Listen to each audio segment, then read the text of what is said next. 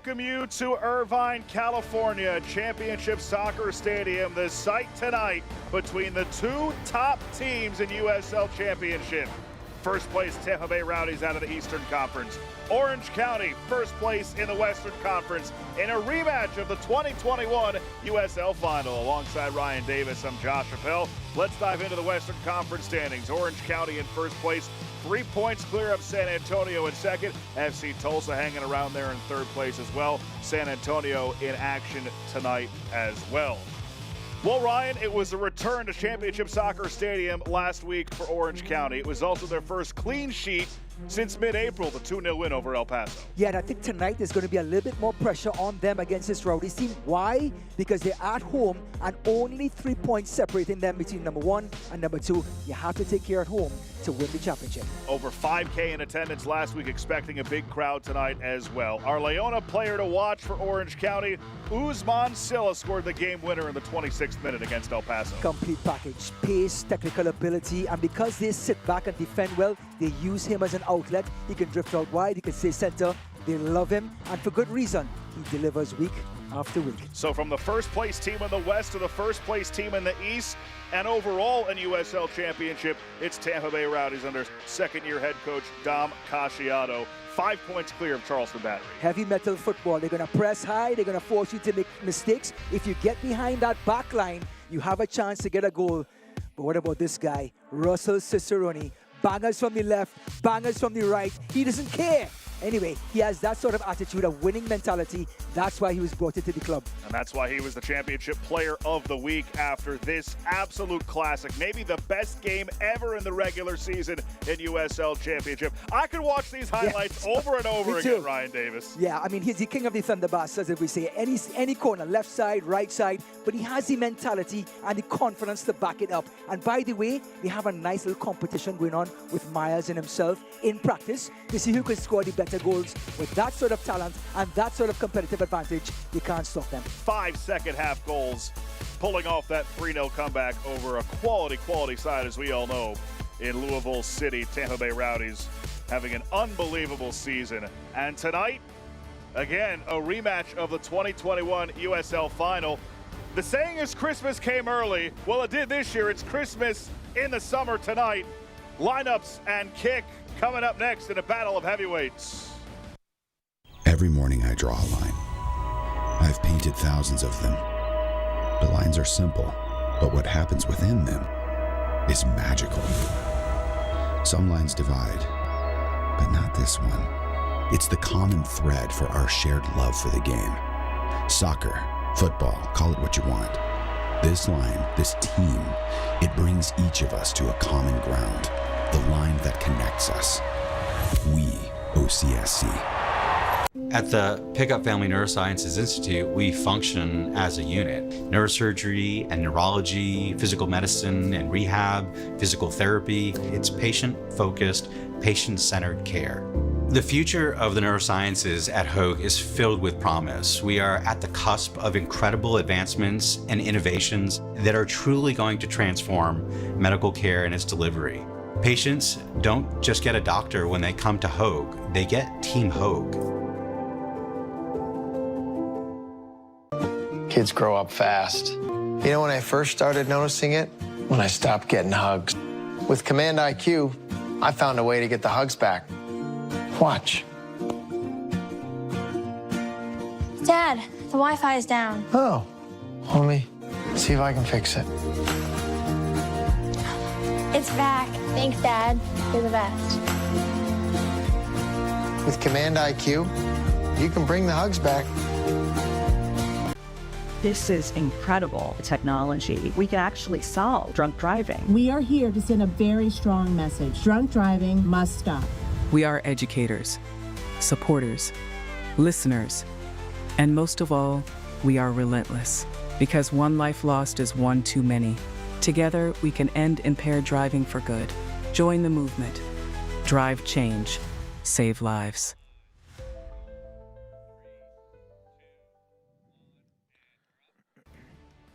Welcome back to Championship Soccer Stadium in Irvine. It's a battle of first place teams in USL Championship. Orange County first place in the West, Tampa Bay first place in the East, and we start with the Western Conference leaders and Danny Stone starting 11. Yes, Silla in midfield there. He's going to be a big part, a big cog in midfield in number 8. Higart, number 10. He's going to provide that skill on that left-hand side. Mazzini and Marinch are going to be the ones who are going to have to try and use the outlets when they sit deep. Those are the guys who have to use the outlets to create offense on the attacking end. Alex Rando, his 19th start this season between the sticks. Now for Dom Casciato and Soccer Stadium. They had 9 straight away before last week, but how does Tampa Bay follow up last week? Well, the mystery of Al Lang, right? Keep on, legendary games keep passing through that field, but they had a bit of a hangover, this team, understandably, after an incredible comeback like that. But they're such a professional outfit, a very experienced outfit. Coach Casciato, that calm demeanor on the sidelines, bringing the troops back in, very businesslike.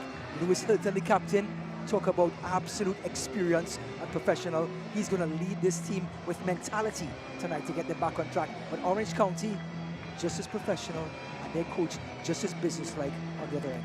Both teams top 5 in the league in scoring. Both teams in the top 10 in fewest goals allowed.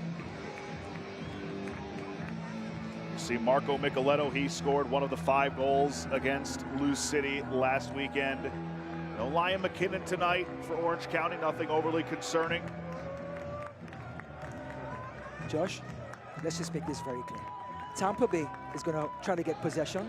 They're going to try to play progressive, attacking football.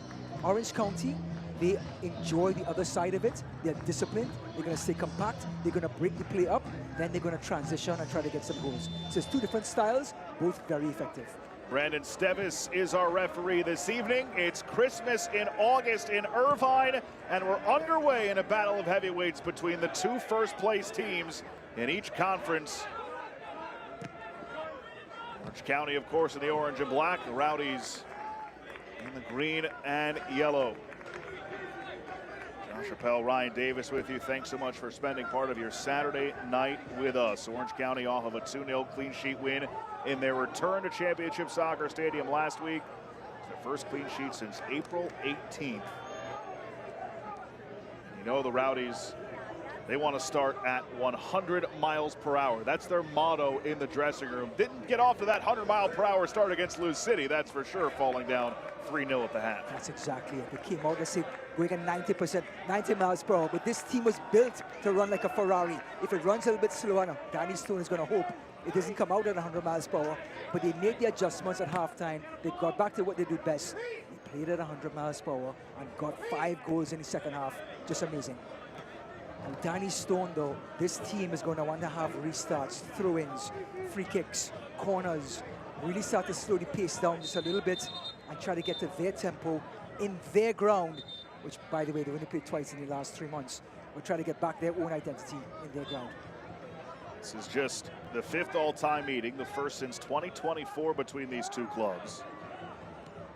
Orange County's only win in the short series history, 2021 USL final. They're still crying about it in our land, but I tell you what, Ronaldo Damas with a fantastic match. I mean, well-deserved Orange County. A couple of errors from the Rowdies that night, and the little Haitian made them pay. We'll have more on this 2021 final rematch at the half, so make sure you stick with us for that. Obviously, business to take care of here first. Dos Santos, one of a number of new additions to Tampa Bay this season. 21 new players for Dom Casciato and Tampa Bay Rowdies. They really wanted to flush 2025, a super uncharacteristic season. And honestly, you know, Orange County had an up and down season last year as well. They finished 7th in the West. They return a club record 18 players from last year, and yet 2 different ways of building their rosters, both teams in first place. I asked Coach Casciato about the whole influx of players, and he said he was given the luxury of time. And that's how those Rowdies organization works. There's a lot of trust, a very family atmosphere. Coach Casciato was given the reins. He's allowed the time to bring in his players to play his style, and now it's paying off dividends. Now, Orange County has the ability, incredible youth system, and then they have a couple of very shrewd veterans like Brewitt and come Haggart and company, who can get to groom this young talent.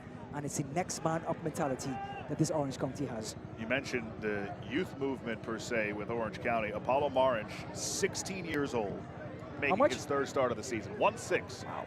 I would assume he just got his driver's license. At 16 years old, I had zits on my face and eating M&Ms watching this match. And then Efren Solis, the 18-year-old, who signed a first-team deal back in early July. He's making his 7th start of the season. And a big stage for those guys to have a chance. White sends it away. Stevis lets that go. There was a lot of contact as Silla draws a whistle there. Well, a little bit of frustration coming from Myers. He thought he was held from Dos Santos, but then Silla showing off what he can show in center midfield, minusing players in his wake and winning midfield himself. There's the 16-year-old Apollo Marinch, Wallowwick, Ohio native.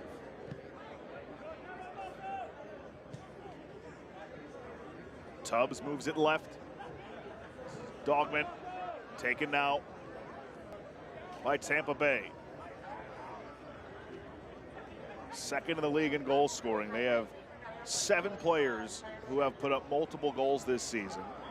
And if you count Matias Oliveira, who is back in Portugal now, it would be 8 with multiple goals scored this season. And that's crazy. There was a time when they just sort of banked on 1 or 2 players in the recent history where they didn't have very good seasons. Now they can switch the point of attack anywhere, and they have players who can finish or create for someone else. I mean, they're just so stacked. Both of these teams. Hilton, who had an assist last week, his first of the season. Actually, Lewis Hilton is up to 37 career assists right now. I'm talking about a legend of the USL. He's got 172 career appearances for Tampa Bay. That's 3rd all time. 173 for him. That also meant it would tie for 2nd with Rowdies legend Jordy Hertzog, which puts him in the legendary status as well in this incredible club. Benalcazar's pass intercepted. This is last off of Tampa Bay. Benalcazar a little bit slow getting up there, a little bit of a limp, but he's all right. You know, as much as the Rowdies want to play with pace, and this Orange County team is very disciplined and positionally aware, they're still very young, Orange County. Their recovery, if they get beaten or if they get played in behind, their speed to get back is so impressive. That's why they're so hard to break down, and that's why they're always in games for such long periods of time.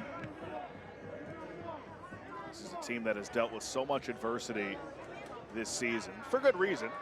Get to it in a moment as Benalcazar charges in. Benalcazar, edge of the area, and he just put it wide. He's pleading that there was a deflection, but it'll be a goal kick for White. Benalcazar just given all kinds of room to step into that. Yeah, the back heel by Haggart just completely opened things up, gets behind Cruz and Lewis Hilton. And Benalcazar wants a free kick right here for that late follow through. But let me tell you something, he was about a half a yard off from opening the scoring. What a run. And that's something right back. So we talk about Tampa Bay and how they rebound, or not rebound, but build off of their thrilling win over Lou City, 5-4, coming back from a 3-0 halftime deficit with 5 goals in the second half. M.D. Myers, Russell Cicerone, both with braces in the second half. How do they kind of weather the storm here early, going coast to coast for this road match against obviously a very quality opponent in Orange County? It's something bigger than yourself. You're playing with an identity. So when you play with a Tampa Bay Rowdies or you're playing for an Orange County, there's a very, very clear identity in what you're doing at home and what you're doing away. So there's no second guessing of what you're doing or what you have to do as a player. You step onto this field, you know exactly what's expected of you from whistle 1 to the 90th minute. Myers gave off to Perez. And that sounds easier than said. A lot of teams don't have an identity and they struggle when they leave their home. Dogman, the 29-year-old from Norway, 4th season with Orange County. Kelly gets taken off the ball, and then he gets whistled for a foul. Stephen Kelly, the 26-year-old Scot, he and Tom Brewitt, the captain, have started all 18 games this season for Orange County. So important. The reason, by the way, sorry to cut you off, the reason that Orange County, we haven't mentioned it yet, the reason why they had to go on the road for so long is a little old group called the United States men's national team took over their training facility during the World Cup. Yeah. But what a privilege, though, to have the national team to use your ground. I mean, that means your ground is tip-top and one of the best in the league. Maric did not like the challenge from Perez, and he pops up and lets him know about it. You like that fire from the 16-year-old. Well, Luis Perez is from France, and he's that is a yellow card challenge every day of the week and twice on Sundays. And Perez is very, very fortunate not to pick up a yellow card there. And you can understand why Maric was pretty angry. Got a chance to see Perez play in UCF as a cultured left foot. And he brings that mentality to the Rowdies. He picked up his first assist of the season. Spending 3 years with North Carolina. He's settled in nicely for Dom Casciato and this Rowdies side. That 5-goal second half is the third time in Rowdies history that the club has done that. Most of any team in the USL Championship era. And it marked the 47th time a team had scored at least 5 times in a comeback victory. Kelly on the free kick, loops it towards White, and he rises and brings it down. You know, so often we talk about the attacking exploits of this Rowdies team, but Jamali White provides that stability behind that back line. He bleeds confidence into that back line. If they do get over the top, he keeps them in games. Came over after 2 seasons with El Paso, a couple of years with Pittsburgh before that. He'll pass 10,000 career minutes tonight. 27-minute mark. The next save he makes will be number 250 in his career. Look at this. I love it. The Lucha mask. Is that Rey Mysterio? Somebody check. Another free kick to come here. You know, it's the culture of USL football that you've seen here. Off the field, the fans bringing it every Saturday night. That's what the league is about. The atmospheres in Tampa Bay, here in Orange County, in Louisville. Legendary. In Pittsburgh, just to name a few. I mean, there are plenty of incredible atmospheres. Charleston.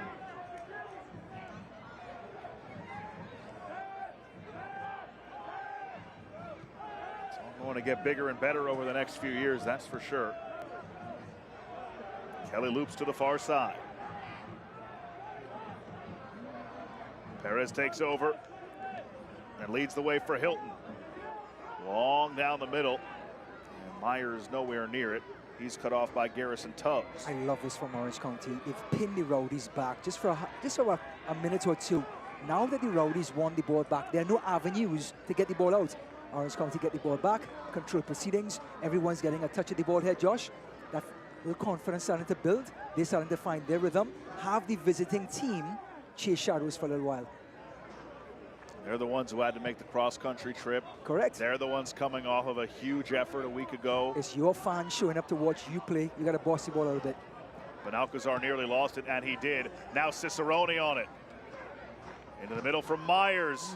Lead ball for Cicerone again. Cicerone gets taken down, but the flag is up for offside.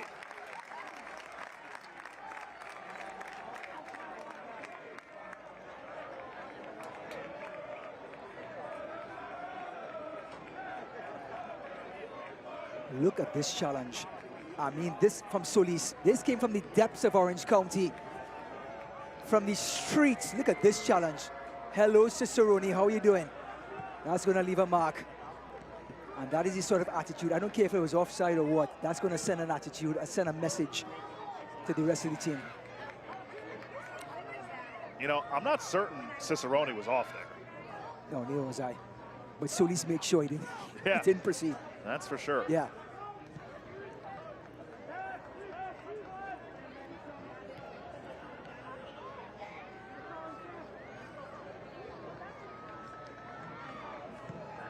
Sent in towards the area on a hop. It's White who scoops it up. Sebastian Cruz, one of two to start every game for Tampa Bay this season. Came over from AV Alta, and that, again, the way they put this team together, there's a handful of guys that made the jump from League One to Championship. Sebastian Cruz, what a season Charlie Ostrom is having. Golden Playmaker from League One, now he's in the conversation for Golden Playmaker this season with 7 assists. The header in front was high over the bar, good delivery in, and the chance for Tampa Bay. That was Cicerone wreaking havoc once more. Well, we talked about the fans buying into everything. We just talked about USL League One and the influence that had. This is Cicerone just heading over bar.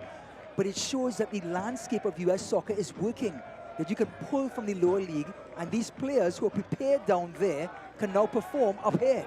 That means everything is moving in the right direction.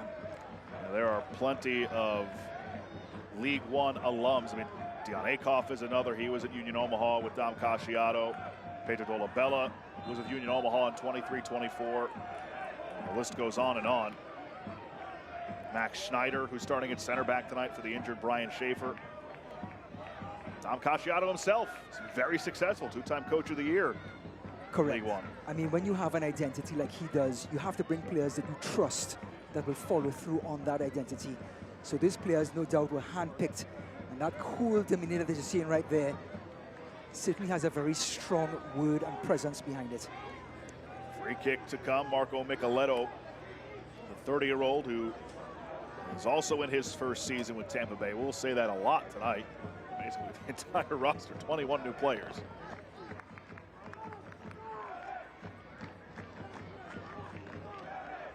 They've only been together 7-8 months, and they're putting together these results. It is quite impressive what they've been able to do. Micheletto delivers in, takes a deflection, both off Orange County. Hilton keeps it alive, but Silla on it with a full head of steam. Guzman Silla, Hilton might have clipped him from behind, and Stevis does pick up on that and issue the yellow. Yeah, professional foul by Lewis Hilton. The captain knew exactly what he's doing. But every time we get a chance to see Silla, Josh, it is just different gravy. The touch is immaculate, the pace is immaculate. He's starting to separate himself from shirts. And boy, oh boy. He's a guy who is a two-time national champion at Clemson, won the 2023 Mac Herman Award. That is basically the Heisman for college soccer. That was very shrewd of you to interject an American football team. With this listen, I thought it was shrewd. I'm just trying. That was good. For Silla, he gets to go from wearing the orange at Clemson to the orange for Orange County. Well said. Thank you. That's why they pay me the big bucks. Apparently. Silla scored just 2 goals last year. Turned 25 years old yesterday. This season, a career high 5 goals. Including the game winner against El Paso in the first half last week in the 2-0 win. And the return here to Championship Soccer Stadium. I mean, could you think of a better occasion, Ryan, for Christmas in August than a matchup of the top 2 teams in USL Championship? Just pure quality. Could this be the moment for Orange County early? It is not. Yaniv Bazzini last to touch that. It's a goal kick for White. Well, I'm going to keep honking the horn. Silla actually slid tackle and broke up that play from Lewis Hilton to begin the attack for Orange County. So he's doing it on both sides of the ball, Josh. And that's something, if you're a scout, if you're a coach, you just really start to enjoy as a player. Well, you feel like that's the true mark of an attacking player in their development. A lot of guys, they can get it done in the attack, but it's the well-rounded portion of their game. Can they get it done on the other side as well? Correct. And Silla. Strong mentality, yep.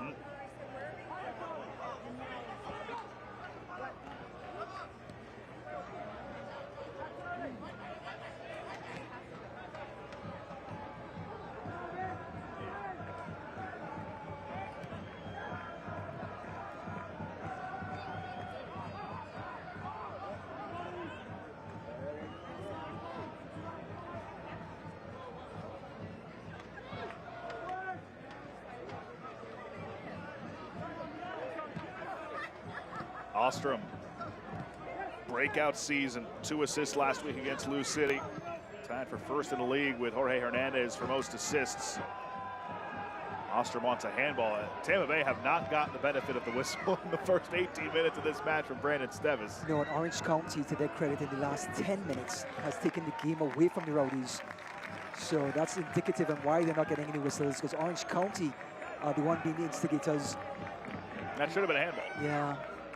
I mean, tough to see, though. It's tough. When you replays are always can be so hard, because within the context of the game, his hand was pretty much in a natural position. He wasn't trying to make himself large, and the ball played him. He never had a chance. Cruz is all over Silla, and he does get whistled for the foul. Quick restart. Tubbs, who scored against El Paso in the second half, is second with Orange County. The loanee from DC United.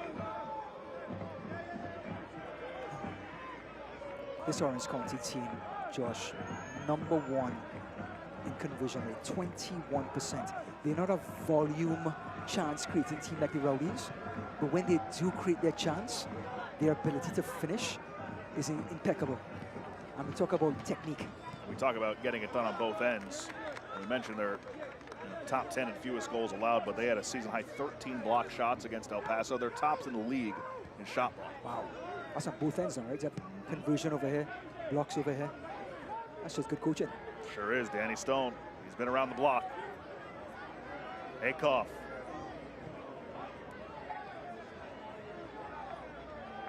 Hilton. A few holdovers on this Rowdy side. Dos Santos.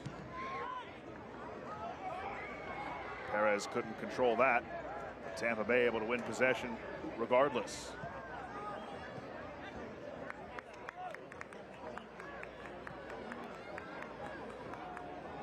County making Tampa Bay chase at the moment. Cicerone recovers. What a duo he and MD Myers have made. Throw-in coming for the Rowdies. We just got a little snippet of that Rowdies press that put Orange County in a very awkward position. Rowdies didn't capitalize when they got back the ball, but it just showed how disciplined they are and how invested they are in pressing the ball up high.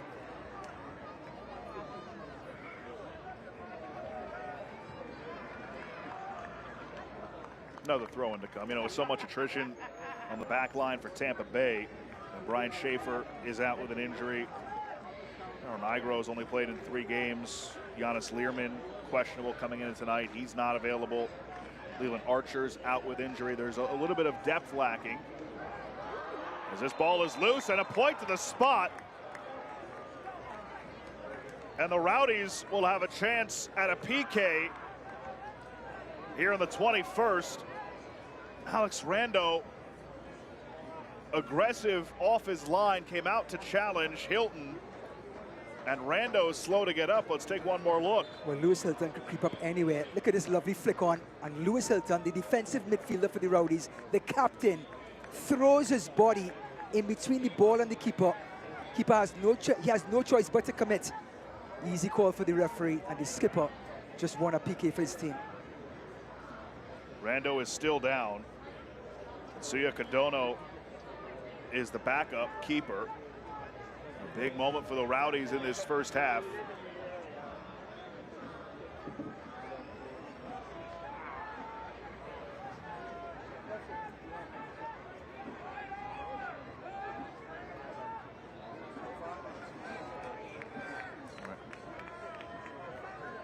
Rando is sitting up now. I wonder if he's going to be able to stay in this match.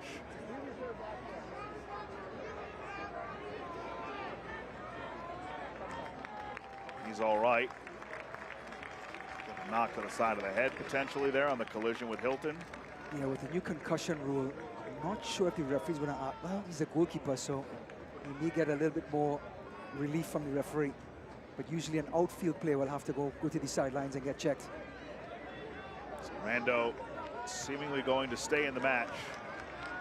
And after taking that knock, all right, go stand in there and try and stop a PK from MD Myers. Do what you can do. Tampa Bay are 2 for 3 from the spot this season. It's the 4th penalty that Orange County have conceded this year. MD Myers with 8 goals to lead the team, 11 across all competitions. Myers against Rando, and Myers goes top left and buries it. And the #1 team in USL Championship strikes first from the spot on the road.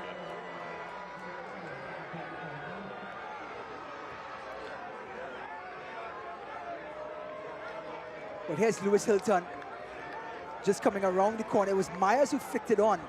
But Hilton comes all the way up, and Myers, like drinking a cup of tea. Top bins. I mean, in Orange County, on the road. You want sugar or cream in that tea? Easy pickings. 9th of the year for Myers in league play, 12th in all competitions, coming off the brace against Lou City. Now has 4 goals in his last 3 games. I mean, it looks like a player who just scored a bunch of goals the week before and saw his team come back from 3-0 down. That penalty had aura all over it. Look at you, aura. I love it. Like it, huh? You know, I was doing the prep for this match and just recapping last week for Tampa Bay. Cicerone and Myers both with a brace. The last time each of those 2 guys scored a brace,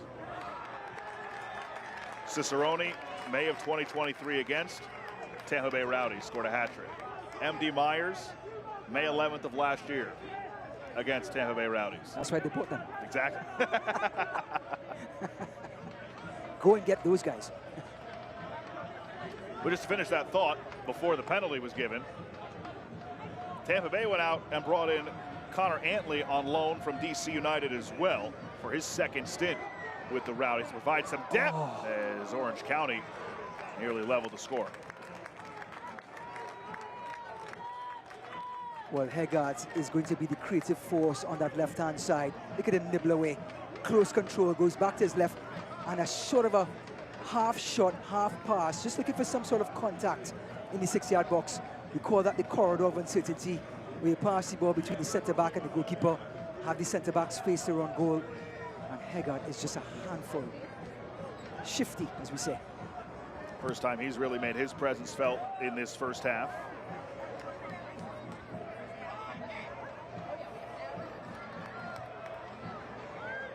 Bazzini right into the arms of Jamali White.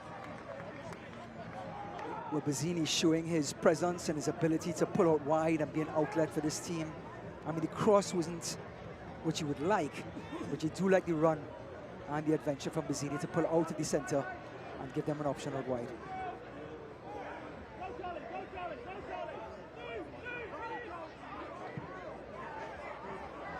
Long for Ostrom.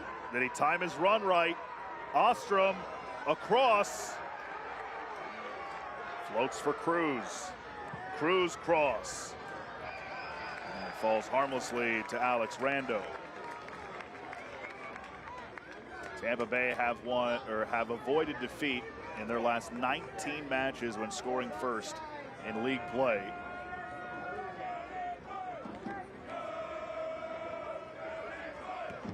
It's the 10th time they've scored the opening goal away from home this season. I mean, they are getting it done at home, on the road. They're bringing a 6-0-3 road record here in Orange County. Again, I'm going to go back to culture and identity, which Coach Casciato started for the middle of last season when he came in, saw what he had, got through this season, knew exactly what him and Ryan Helfrich, the president of the club, wanted to do, make a change. And boy, did they put pen to paper and slowly orchestrate this squad. And now this squad is playing according to plan. And that identity, like we said, either you're playing in Alang or you're going halfway across the country to play, is the same type of football. And eventually, that's going to pay its toll as the game wears on. Rowdies getting it done in all facets. 16th first half goal in 19 games. Only El Paso and Charleston Battery, each with 17, have scored more in the first half this year. Wow. Now, Orange County, you're at home. Only 27 minutes gone. You gave up a penalty. The goal was not an open play. So you still have an argument, okay? Now you have to get exactly what you're doing here. Everyone needs to get a touch. You have to get your flow back. You're not going to get the goal back with one pass. Slow it down, get back your rhythm, make the Rowdies chase for a little while. You regain some confidence, and then release the ball out wide to Haggart in stride, not with his back to the goal. They're riding a club record 9-match unbeaten streak, 5 wins, 4 draws over this stretch, +7 goal differential. A team that, again, is fielding one of the youngest groups in all of USL Championship. 2 teenagers in the starting 11 tonight, including a 16-year-old and Apollo Marinch. Isn't it amazing, though?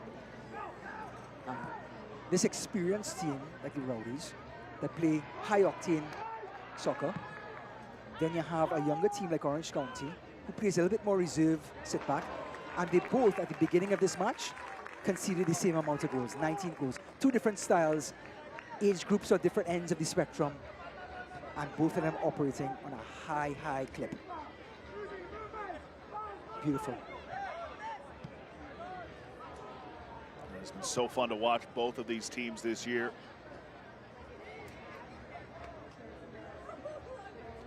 Orange County kind of flies under the radar a bit too, just because they play a lot of late games. Yeah. Away from home. Yep. It really is remarkable the job that Danny Stone has done this season. Young team, majority away from home. Now the plus side of that is they'll have a lot of home games to close out the year, as Orange County nearly leveled the match again. And it's just a goal kick. That was a great rush up the pitch. Danny Stone, apoplectic that a penalty wasn't given. I agree. Kelly, the orchestrator. What a ball, and Haggard puts it on a platter. And that bump, I'm sorry, Josh, that bump is a penalty. He never played the ball. He never even tried to go for the ball. He just threw his body into the player, and that offset the striker from finishing. That's a penalty. I'm no John Boy. I'm not a great lip reader, but I think Danny Stone was saying exactly that. Did he say it in French or did he say it in English? Maybe with some choice words, but he was making the same argument that you were just pointing out. Absolutely. Santos certainly made contact with the body, did not go for the ball. Didn't attempt to go to the ball, yeah. On Yaniv Bazzini.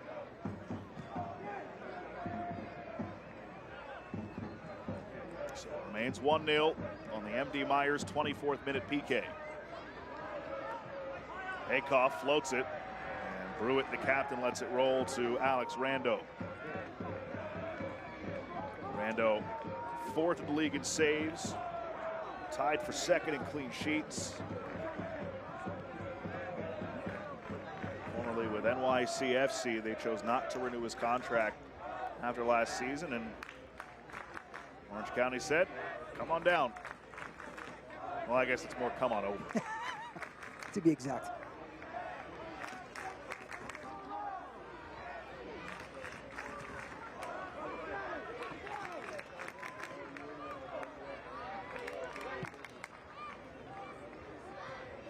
Tubbs moves it along for Silla.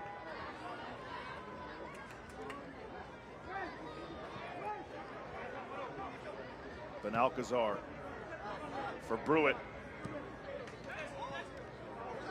Marinch taken off the ball by Ostrom. Cicerone works it over to Hilton. Akoff with some space. A wily veteran.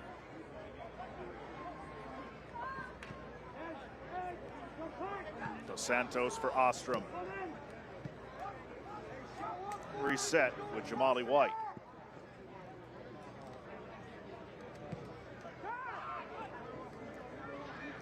Perez. Akoff driving middle. Ahead from Myers. Flag is up for offside. Well, Myers is not impressed with the call, and the official on the far side is trying to plead his case. But now that just over 30 minutes is gone, you get a good chance to look at the statistics to see where this game is lying. Is this through ball to Myers? Looked like he was behind the defender when the ball was passed, but assistant referee on the far side had the best look. Orange County, possession-wise, 62% compared to the Rowdies, 38. But that hasn't resulted in any shots on target. Not at all. And Rowdies, because they are playing the more antagonistic role rather than the protagonist, they're countering and they're being more direct with their passes, as Orange County has to go back into the side more often than not. So sometimes having the ball is not the best. I'm not saying not to have possession, but sometimes it can be used against you. And Orange County averages about 45% possession, so they're kind of used to playing without the ball. Yeah. On the flip side, Tampa Bay averaging 53%, so the roles kind of reversed so far through a little over a half an hour. Turned over. Micheletto. Cruz. Perez. Back for Cruz. Cross. Locked away and then cleared. Cicerone was waiting on it at the back post. Orange County sitting a little too deep for me. Nobody actually got out to the guy out wide to stop the cross. I mean, that puts so much pressure on your defenders and your goalkeeper when he gets to pick out a pass to 2 or 3 green shirts.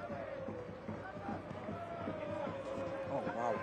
Cicerone clips it across. Rando had to be ready for that. Came off of Tubbs. Now launched in the direction of Silla, but Dos Santos the only one who can get there. Luis Perez, who's a very technical left-footed player, usually plays further up the park as a number 10, or in South America we say as a number 7. But today he's playing further back next to Luis Hilton's shoulder right here. So he's playing so much deeper, but he's allowed, because of his ability, his passing is starting to create inroads and allowing players like Akoff to come around and have some space on the right-hand side. Here he is. There is Akoff. They're tracking back by Orange County. But Alcazar, he has been such a great find. Last couple of years, so versatile, such a valuable piece for Danny Stone. Yeah, he's awesome.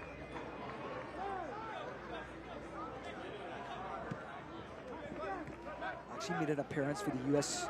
Youth National Team back in the day, Ben Alcazar.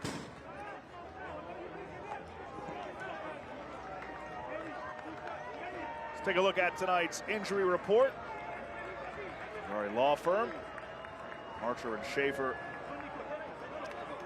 out for Tampa Bay. None reported for Orange County, although we know that Lion McKinnon unavailable tonight. Nothing to be too concerned about. Orange County just being a bit cautious.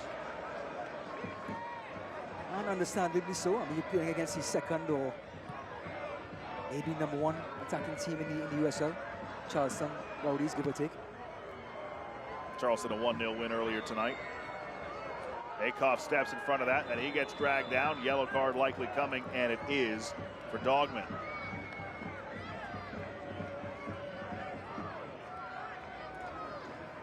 D. Myers from the spot in the 24th minute.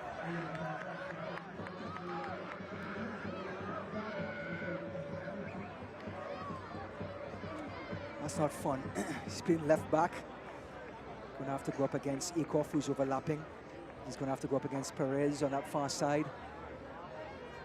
And Akoff was the one who got the free kicks, but Dogman is now going to have to toe that line for the next half, when most of his game is defending and tracking back and pushing and shoving. So too Luis Hilton. He's in the middle of the park, the captain. He's on a yellow card.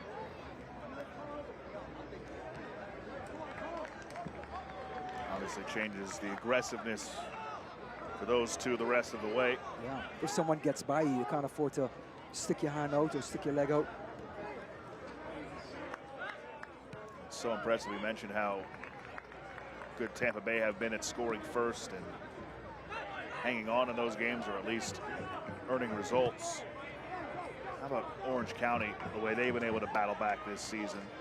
2 wins, 3 draws, and only 1 loss when they concede the opening goal. That's not bad, huh? That's pretty good. See if they can use some of that home magic. You know, this is a big swinging match for the Players' Shield race on Christmas in August. Tampa Bay enters play tonight 4 points clear of Orange County for the #1 overall spot in all of USL Championship. 3 points tonight for Orange County. Not a math guy, but I can do this math equation. Pulls them within 1 point. Better than me, buddy. You're doing good. Thank you. Silla and Haggard runs into Dos Santos and draws the whistle. I love this guy. He's out on the left-hand side. He drifts to the middle. Everyone has to follow him because he's so good on the ball here. Picks up a free kick. Tight control. Evades the tackle. Orange County keeps possession. And an assist on the game winner against El Paso. Second full season with Orange County, joined in July of 24. He is the driving force in the midfield. Chris Haggard is, and Dos Santos got a healthy meeting with him on that foul. Actually, he had 7 appearances in MLS with Charlotte, so he has that sort of pedigree. Kelly floats it into the mixer. Down for Benalcazar, but commits the foul from behind. That free kick goes for naught for Orange County as we are now in the 40th minute of this first half. Chappelle, Ryan Davis with you. A titanic meeting in Orange County tonight. You think he can take Santa? The guy we just saw in the Christmas suit, you think he can take him? That should be the main event I after think tonight. Yeah. Halftime show. Put a wrestling ring in the Yes, middle. get it Let done. him go at it. Christmas in August, baby. Love it. Yeah. Orange County riding a 9-game unbeaten streak. That's a club record. Tampa Bay, the only team in USL Championship with double-digit wins. Started the season 12 in a row unbeaten in USL Championship play, 14 straight across all competitions.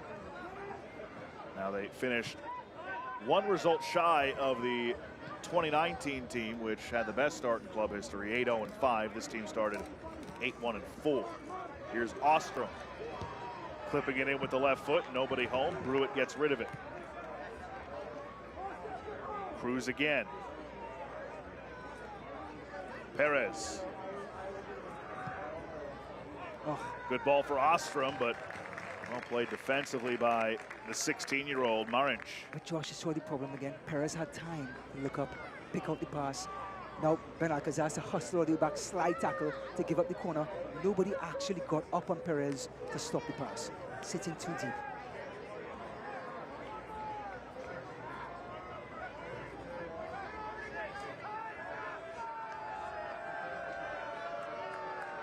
Micheletto will take the corner for Tampa Bay. Right in front of the supporter section.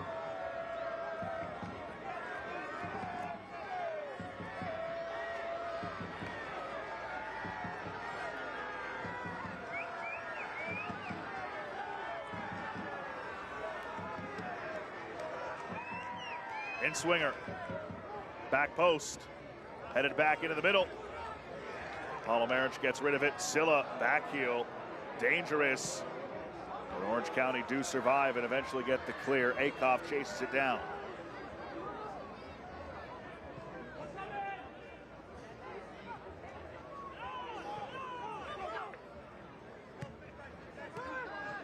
Space for Micheletto.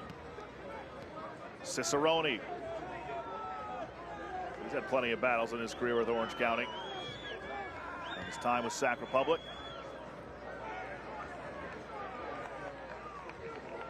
Perez. Driving in. Finally gives it up to Ostrom. Ostrom, low drive in, cleared out for a throw. I tell you what, trying to dispossess Luis Perez is a nightmare. He has such good technical ability, ball handler, shifty, and he has a left foot that could peel an orange. I wonder if maybe somewhere in the mind of Russell Cicerone, the playoff meeting between Orange County and Sac Republic from last year, which Orange County upset Sac Republic, is on the mind of old Russ. Yeah, he was on the field for that letdown. Has a chance to get some payback. Lewis Hilton was on the field for that Orange County loss in Alan. Ronaldo Damas had the double to win 2-0 or 2-1. 3-1, 3-1. We'll have more on that at the half. Ostrom throws in, and that ends up as a throw-in for Orange County. Well, we talked about the Prince Cup earlier. August 12th, the Prince Tires USL Cup quarterfinals begin after 4 rounds of interleague play. 6 championship and 2 League One clubs remain alive as the knockout rounds begin. Catch all the action Wednesday, August 12th, starting at 7 p.m. Eastern on ESPN+. Have a rematch, Lou City and Tampa Bay Rowdies. They'll do it again. If I'm not mistaken, I think Dos Santos just got away with a 2-hand shove in the back. That was odd.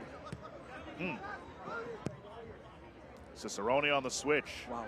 Great ball. Look at that. Akoff settles it down. You know, some of us enjoy goals and headers.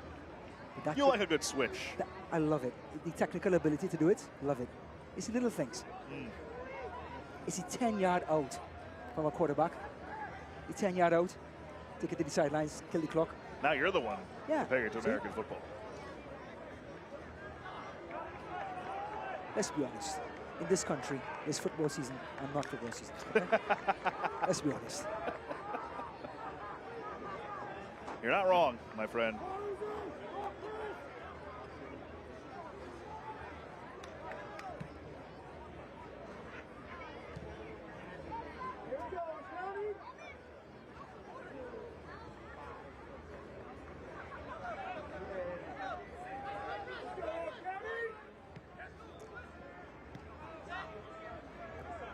But Alcazar.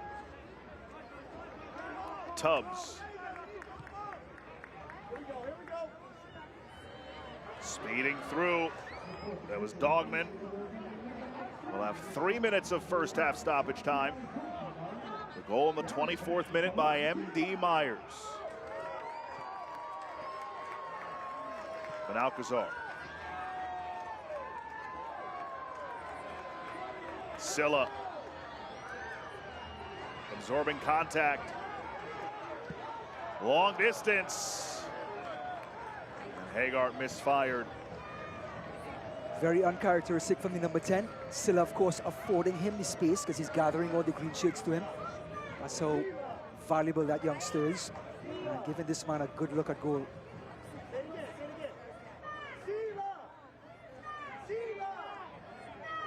What do you make of this first half between 2 of the heavyweights in USL Championship? Has it lived up to what you expected? I think it started to take shape towards the end here. I didn't expect Orange County to have all that possession, and Rowdies being such a counter-attack team, it paid off. But after the goal, Rowdies started to get a foothold on the possession count, and it's starting to even up to what we thought it would be. Myers on the PK, the only goal.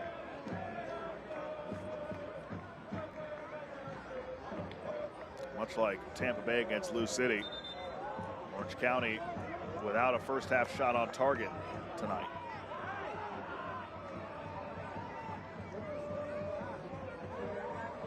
Who knows, maybe that means they've got 5 goals for the second half. This is the USL, by the way. But Alcazar. Watched by Cicerone, and Cicerone forces the throw. The problem is when the ball got to Ben Alcazar, he had no options. That's how good the Rowdies and how disciplined the Rowdies have been defensively. That's what got him into trouble. He had to turn back towards his goal. And yeah, it was a mess after that.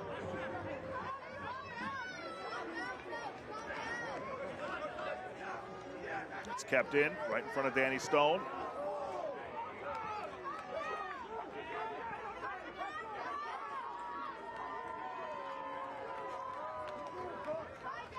Cicerone. Dos Santos.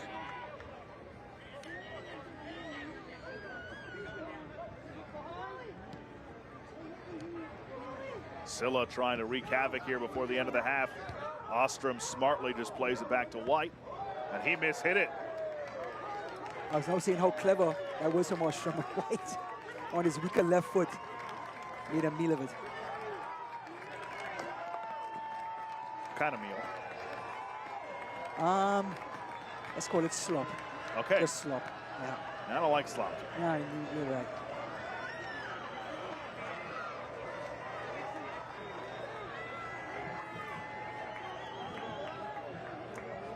On the throw. Back to Benalcazar. Brewitt. Didn't even go towards goal before the halftime whistle blew from Brandon Stevis. 1-0 at the half to the #1 team in USL Championship, thanks to the 9th goal of the season for number 9, MD Myers. Yeah, it was actually his flick on that Lewis Hilton threw his body in between Rondo and the ball. They won the penalty. He converted, but the Rowdies slowly started to get back into the match and started to dominate possession. But Orange County have more questions than answers going into the 45. Danny Stone and the orange and black will have to regroup at the half. Dom Casciato and his side trying to end the 9-game unbeaten streak that Orange County are on. Plenty to come at halftime. 1-0 to Tampa Bay.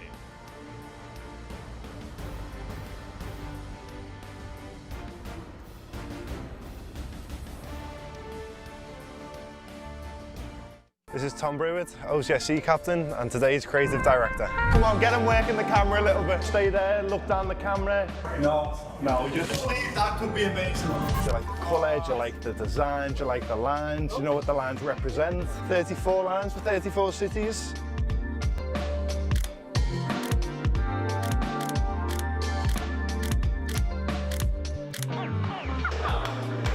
Yeah, safe.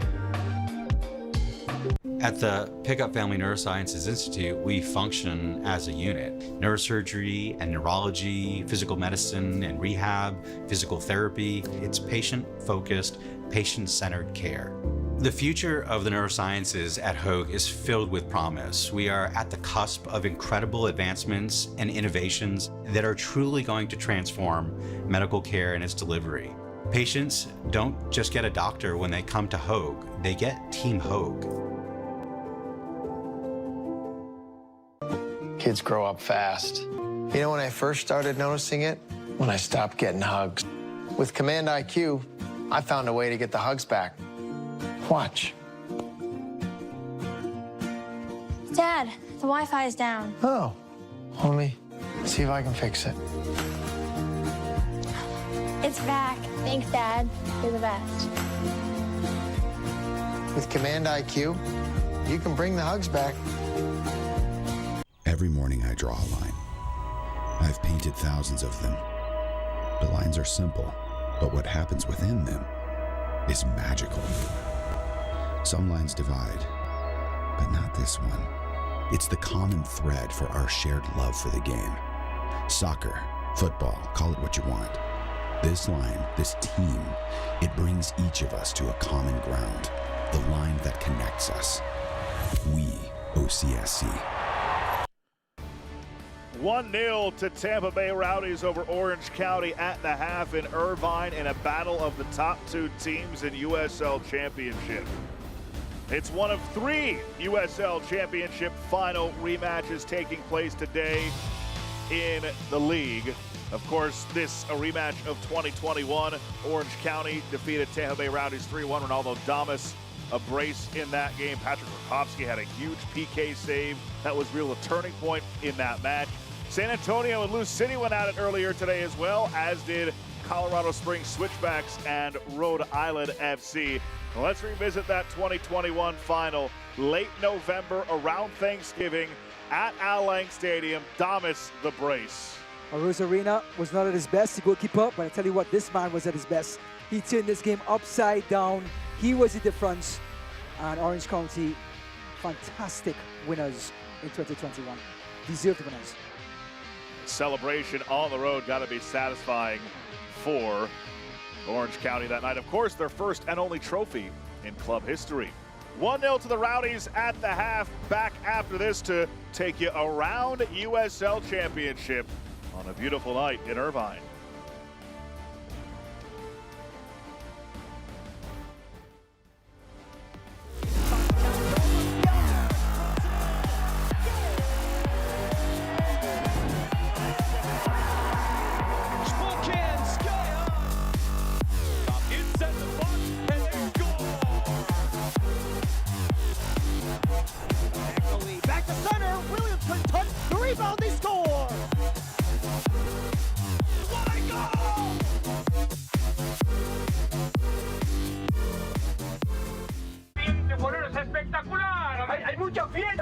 ¡Hay sed de revancha, doctor! ¡Pero falta gol y estamos a esperar a Hugo! ¿Hugo Sánchez? Sí, tira para adelante. ¿Quién maneja? ¿Un futbolista? ¡Llegamos por fin! ¡Ay, bendito sea el chofer, doctor! Hugo, ¿regreso a las canchas? ¿Algún consejo? Sí, confía y cree en ti. ¡Ey! ¡Pasa al norte! A donde me dé la oportunidad, pero listo para dar el paso. ¡Listo, vamos! This is your moment.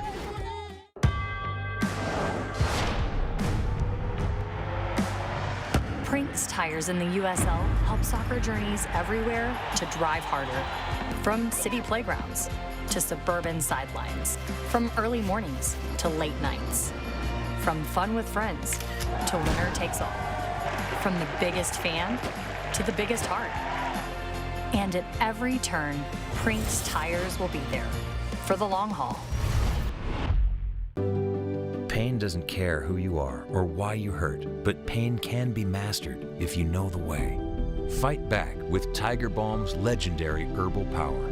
Trusted for over 100 years, our proven blend of camphor, menthol, and essential oils tames pain with the strength and speed of the tiger, so that you can rise above pain and get back to living. This is the way of the tiger. This is Tom Brewitt, OCSC captain, and today's creative director. Come on, get him working the camera a little bit. Stay there, look down the camera. No, just believe that could be amazing. Do you like the colour, do you like the design, do you like the lines? Do you know what the lines represent? 34 lines for 34 cities.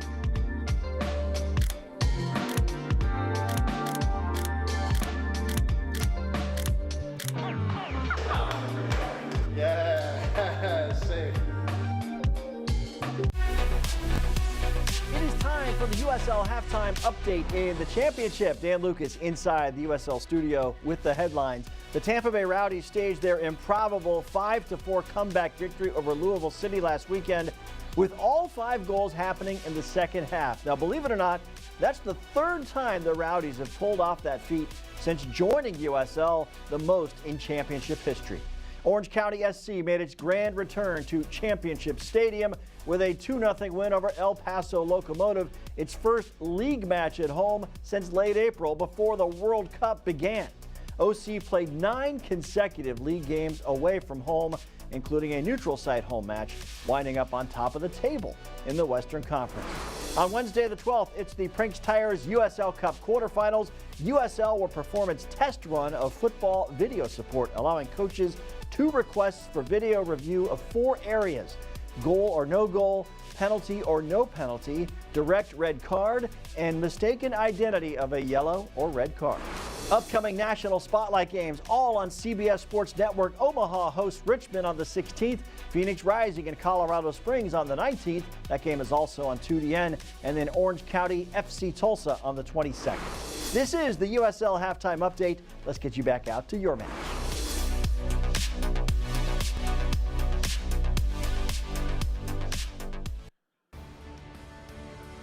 Prinks Cup quarterfinal action Wednesday, August 12th. That's this coming Wednesday. A big rematch of that awesome game of the year between the Rowdies and Lou City at 7 p.m. Charlotte Independence and Hartford at 7 as well. 8:30 San Antonio Miami FC. And then 9 o'clock Spokane and Colorado Springs Switchbacks. 1-0 here in Irvine at the half. Tampa Bay leading Orange County. MD Myers, his 9th goal of the season came from the penalty spot. Well, we showed you the 3 rematches of previous USL Cup finals. Here is the scoreboard from around USL. Lou City and San Antonio played to a 1-1 draw. Rhode Island, they beat Colorado Springs in that rematch 2-0. And second half, El Paso leads Oakland 1-0.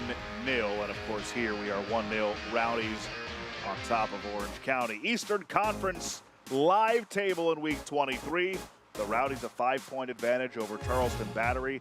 Lou City 8 points back, but you look, just 5 points separate 6th place Rhode Island and 9th place Hartford Athletic. Don't look now, there's Loudoun United 3 points back of Indy 11 for 8th place. Orange County sitting atop the Western Conference, 3 points clear of San Antonio, but you want to talk about a logjam. Third place FC Tulsa on 30 points. Ninth place Colorado Springs Switchbacks on 25 points. And there is a 4-point gap between 7th place and 11th place Phoenix Rising. And who knows, maybe if Monterey Bay can put a couple of wins together, they'll make a conversation to battle for that 8th final playoff spot. But Las Vegas Lights and Devin Rensing right now, they are on some kind of hot streak to take over that 8th spot in the Western Conference. We'll have highlights and stats from the first half on the other side, as well as second half kick. It's a battle of two first-place teams, Orange County and Tampa Bay. Second half is next with the Rowdies leading 1-0. Every morning I draw a line. I've painted thousands of them. The lines are simple, but what happens within them is magical. Some lines divide, but not this one. It's the common thread for our shared love for the game. Soccer, football, call it what you want. This line, this team, it brings each of us to a common ground, the line that connects us. We, OCSC. This is incredible technology. We can actually solve drunk driving. We are here to send a very strong message. Drunk driving must stop. We are educators, supporters, listeners, and most of all, we are relentless. Because one life lost is one too many. Together, we can end impaired driving for good. Join the movement. Drive change. Save lives.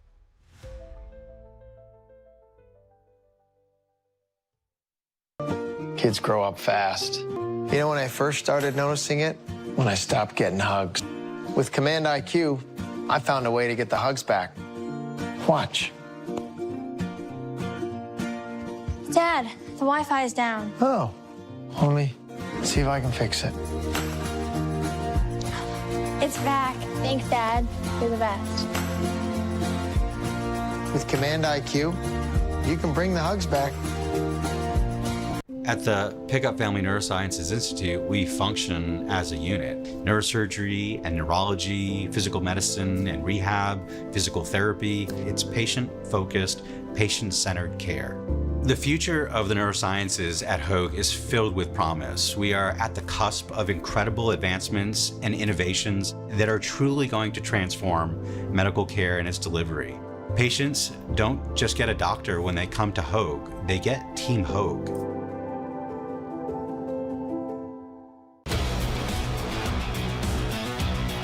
USL All Access on SiriusXM FC every Tuesday night. Devin Kerr, Mike Watts, we've got all the news around the championship. This series is a dead heat. This is the one we've talked about since the end of May. We'll recap weekly results, talk about player transactions, coaching tactics, and hey, maybe even a guest appearance by some interviews. Who knows? SiriusXM FC every Tuesday night and the following day on the USL YouTube page and the SiriusXM app.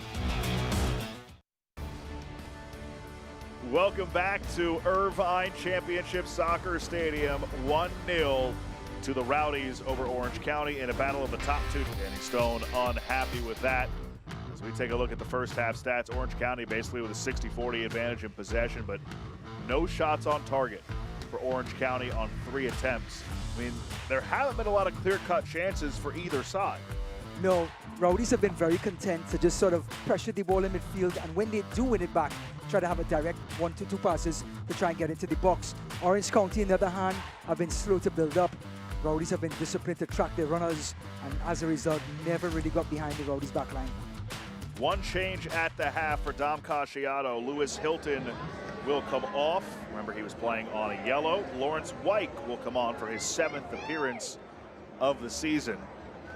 Long-time Rowdy, second season of his second stint. Very much a Swiss Army knife. Play centre-back, play attacking midfield, play defensive midfield, which he's playing right now. Rowdies trust him a lot. He's a long-standing player. Actually had a quick stint in the MLS, came back down to the Tampa Bay Rowdies. He's well known throughout the club. Trust. The coach trusts that he will step in and see us through to the next 45. How do Tampa Bay protect this 1-0 road lead? How do Orange County build off of maybe not their best first half? You know what? Orange County with the ball, I don't think that's actually their MO. We talked about the average 46% of the ball.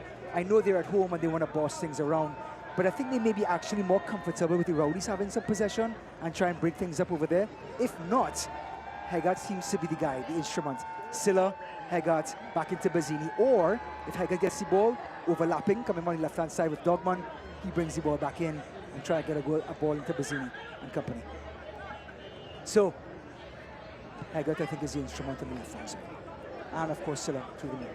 They're going to have to get at least one and keep Tampa Bay off the scoreboard in the second half if Orange County want to extend their 9-match unbeaten streak. But Cruz is just weaving through everybody, lays it forward for Myers.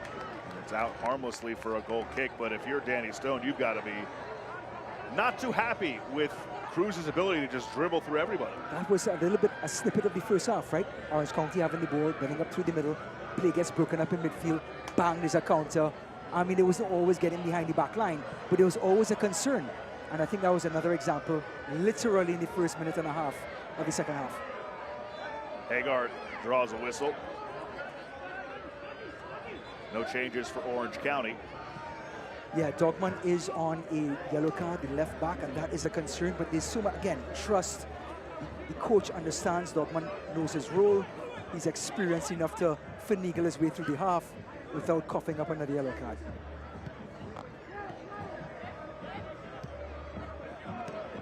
A pass intercepted by Akoff. Perez, Micheletto. Micheletto, his cross deflects high into the air, headed towards Rando, but it bounces easily for him to pick up. Just off the evidence that we're seeing, I think if this game was played in Al Lang Stadium and the Rowdies were the ones having to be the instigators, I think Orange County would be more comfortable picking that counter-attack team. But now that they're at home in front of their fans, only the third home game of the season, they feel like they have to be the protagonist. And I think they can kind of caught short-handed in midfield when the ball is given away. A young team that's faced a lot of adversity this season, and yet Danny Stone has them in first place in the Western Conference. Silla with behind Dogman.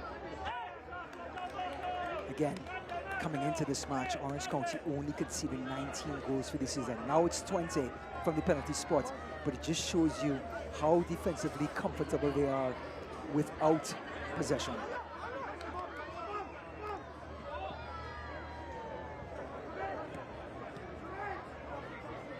Match of the 2021 final, won by Orange County, one of 3 USL final rematches around the league today. This one has huge implications for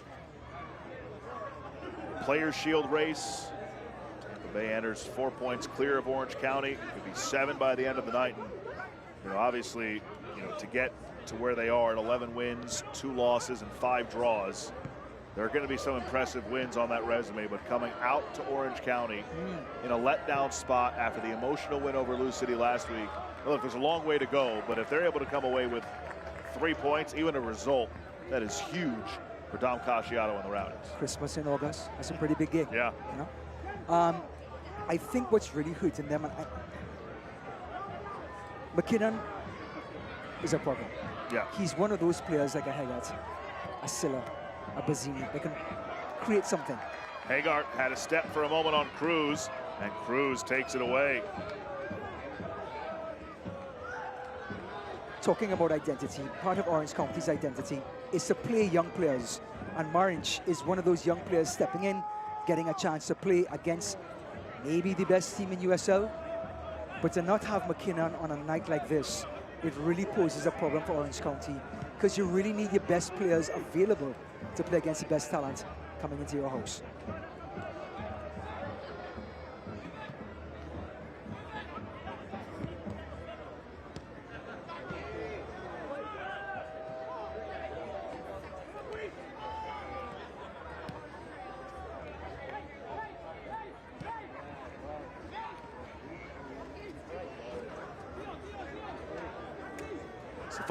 Suffice it to say, this is a much less wide open game than the Tampa Bay played in last week against Lou City. Oh, yeah.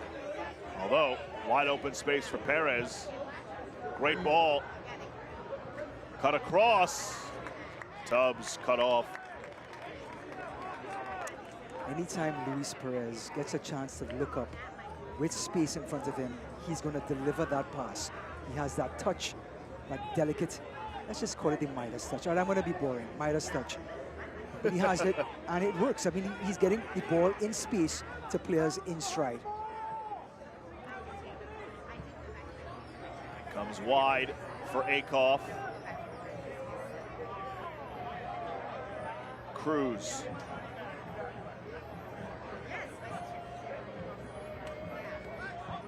I mean, look at the lack of pressure on the ball here, Josh. It's just Akoff. Really easy. Tubbs takes it away. I mean, it's almost really like easy. Orange County is the one who had the cross-country trip. Yeah. And Tampa Bay are the home side dictating the pace. Dogman couldn't even get to Akoff to stop the cross.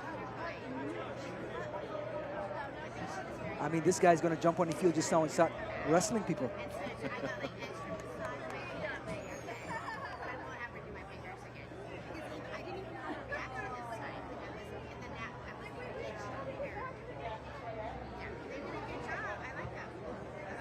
Another throw-in for the Rowdies. You know, with McKinnon being out, somebody just came in for the Rowdies. Connor Antley, coming back from DC United. I think that's a huge pickup for them. You know, we were talking about earlier just the kind of attrition that Dom Casciato's back line has gone through. Archer missing time, Schaefer out, Learman out. I mean, the depth is thin on that back line. Perez never got all the way through, was blocked by his own man, Cicerone.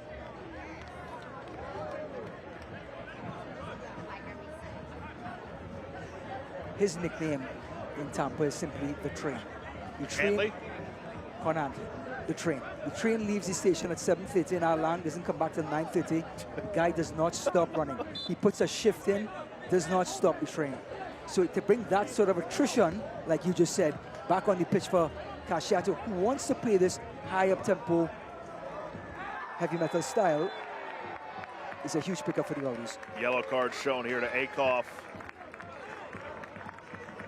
Silla looked like he had a step on him.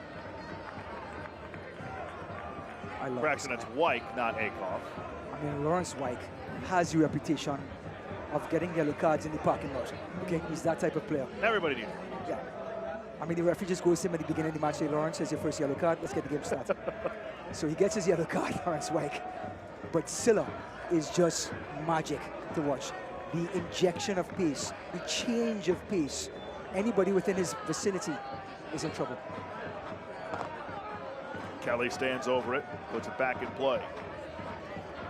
Great atmosphere once again, Christmas and August at Championship Soccer Stadium. Just the second game that Orange County have played here since late April. Won 2-0 over El Paso last week. Trying to make it 10 games in a row unbeaten. Already at a club record 9. Hagar wide for Benalcazar.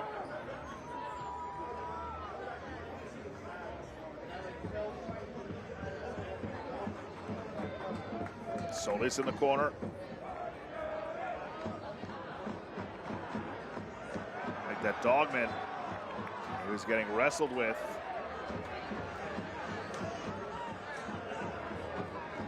This is going to be whistle in favor of Tampa Bay.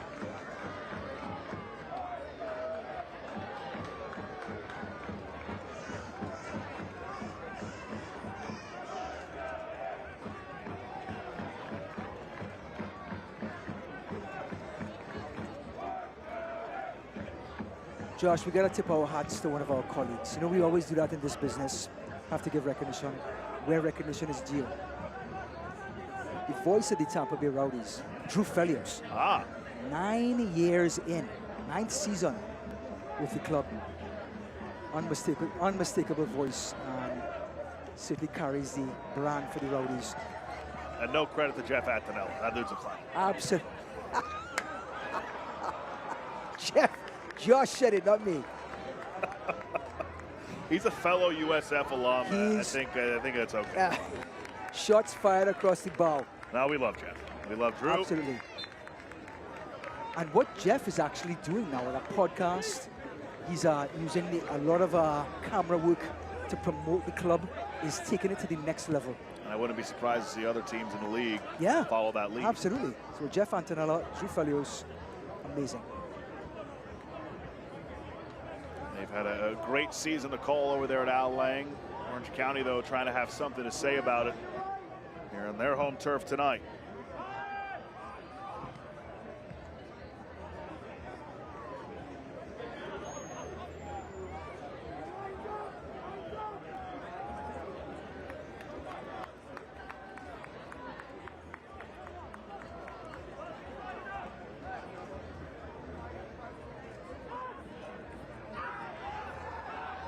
Late challenge, and the whistle comes.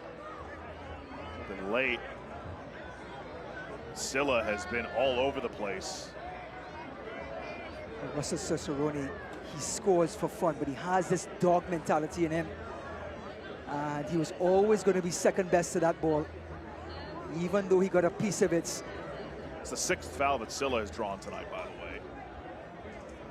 Still no shots on target for Orange County. Tell you what, Russell Cicerone, talk about Christmas in August, has to give the referee a Christmas card for not getting a yellow card for that. Can Orange County put something together in the attack? They have not really threatened at all tonight. They're almost an hour at home. But maybe that moment is coming here. They are in a corner. When you can't find goals in open play, first one, you have to ask your center backs, you have to help out your forwards in getting goals on set pieces, corners, free kicks, restarts with long throws. This is the opportunity for the big Liverpool man to step up and try and get one. Orange County in the midst of their best season through 18 games in club history. Kelly, the outswinger, flicked in the middle, but Alcazar chests it down, edge of the area, Silla never got all the way through.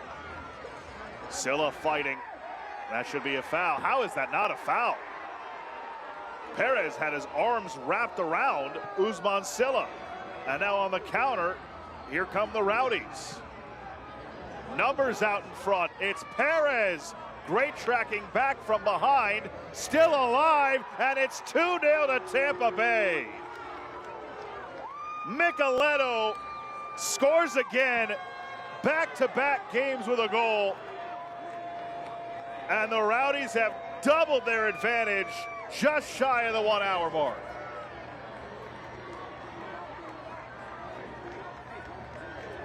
It was a long counter-attack. I think Silla has a case for being fouled. Perez sort of scuffed his lines here, but Luke cleans up. Myers stays with the play. Excellent finish in the end by Micheletto. That 3-man rotation, Cicerone, Myers, Micheletto, they are unstoppable this season. Myers will get the assist. He's got a goal and an assist tonight. Micheletto buries it. His 5th of the year. Gotta tell you though, if VAR was in this league, it was gonna have a long look at that challenge on Silla to create the counter-attack. I mean, it certainly to us in real time looked like Silla had a bear hug on him. I mean, we'll get a look at it in a second. But that is a huge swing. Here's one more look. Yeah, that's 2 hands right there. 2 more hands again. Yeah, that's, I'm sorry. That should not be allowed. Think of that. And then on the PK earlier in the, or the should have been a PK for Orange County on Dos Santos as Bazzini was driving in. Benefit of the whistle tonight has not gone toward Orange County, that's for certain. How do they rebound? How do they respond? They still not have a shot on target. And another foul here called as Dos Santos went down. It goes the way of Tampa Bay.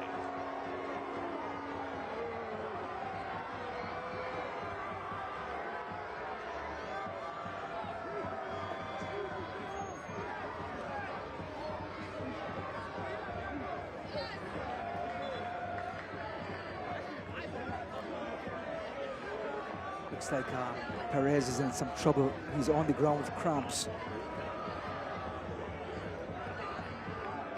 And the Frenchman is trying to walk it off, but let's see if he can actually get off. Or get some fresh legs in. Both teams preparing substitutions. Perez is going to come off in favor of Pedro Dolabella. Dolabella on for his 19th appearance. Looks like Ethan Zubak is getting set to check on for Orange County. He'll replace Apollo Marinch. This is exactly what the doctor ordered for Orange County. Ethan Zubak, he's a recognized center forward in this league. A target man. He can lay the ball off for players. He has speed. But he's still looking for his first goal this season after back-to-back seasons with 11. Tonight will be the night to unwrap a Christmas present for Orange County. Look at you. You set it up, Josh. I couldn't help it. I mean... You're just like, hey, Ryan, here's one right down the middle of the plate. Whack. Here you go. Lob it right up there. Molly White puts it in the air. Myers and Micheletto, the goal scorers. Micheletto has contributed to goals in his last 3 games. Myers has his 4th assist.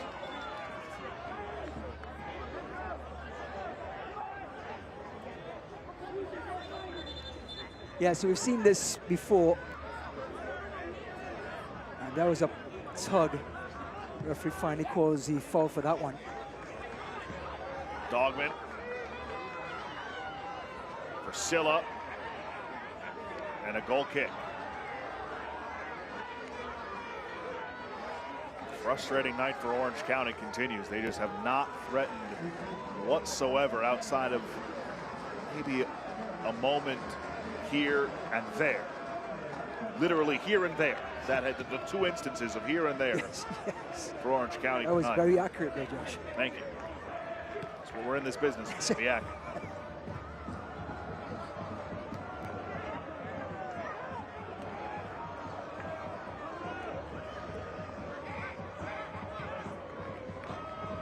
Silla on Akoff. Dogman.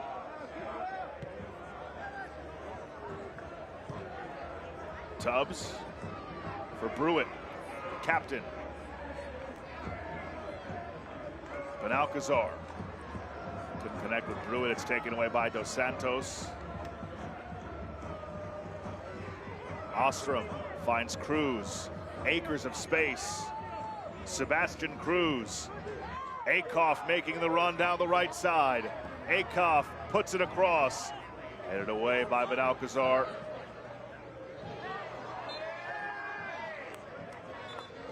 Cruz has whistled for the foul there. Well, he's fiery, Cruz, and he's thinking that it was embellished.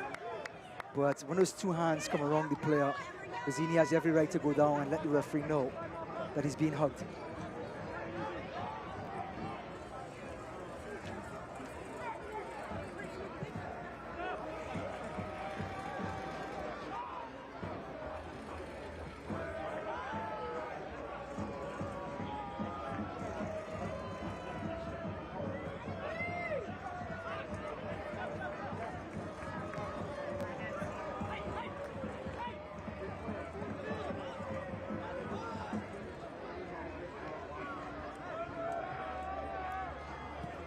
This is exactly what the Rowdies should do. Slow this game down, invite Orange County onto them.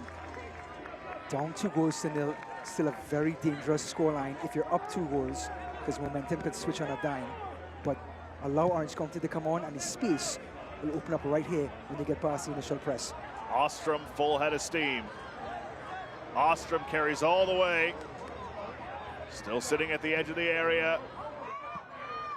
Just put wide by Micheletto. He nearly had a brace. That was a good look. Orange County tracking back after the press was broken. Cicerone. He had a good look, Micheletto. He's going to want that back. He dragged it.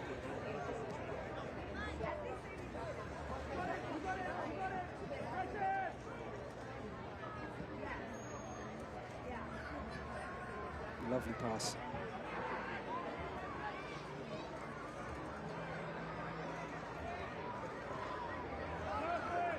Taken right back, though, by Tampa Bay. Micheletto. He had a run down that left side by Myers. And then Orange County just takes over. Feels like a missed opportunity for Tampa Bay in that spot. Yeah, they seem to have run out of ideas, Orange County, when they get into the attacking third. Not many game changers, such as Haggart. He's on it now. Gives it up for Benalcazar. Brewitt for Tubbs. Silla. Charges ahead. Silla. Cut across.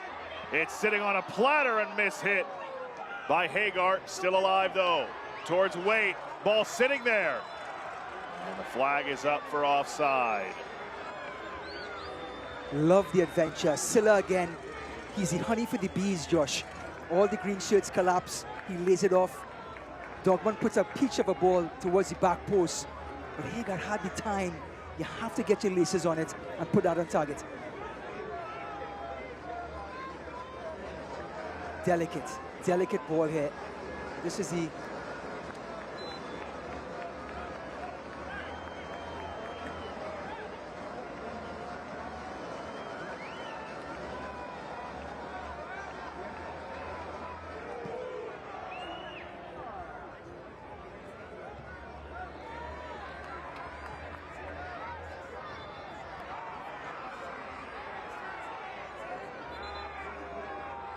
There's a Rowdy down. It's Dolabella, who just came on a few moments ago. Head contact. So we talked earlier about how frustrating of a night it's been for Orange County. They haven't gotten the benefit of the whistle. Here is Rando, aggressive, makes contact with Hilton, leads to the penalty. That's a penalty. For sure a penalty. Absolutely. And Myers, what a job he did. He made something hard look easy, but that is a penalty on Bazzini there. Did not get called. Santos threw his body into him, never even looked anywhere near the ball, and he had every right to be upset. Now this, there's one pull, that's two hands there. That's an easy call for the referee, maybe even a yellow card. As a throw-in later on, but that non-call led directly to Tampa Bay's second goal. And we've seen in the World Cup that just finished, many times they'll have, the VR will have a look to see if something like that happened before that created the counter-attack, and they will stop, disallow the goal and bring the ball back for a free kick. Of course, we don't have VAR in USL as yet, but that's something as we move forward, maybe put into place.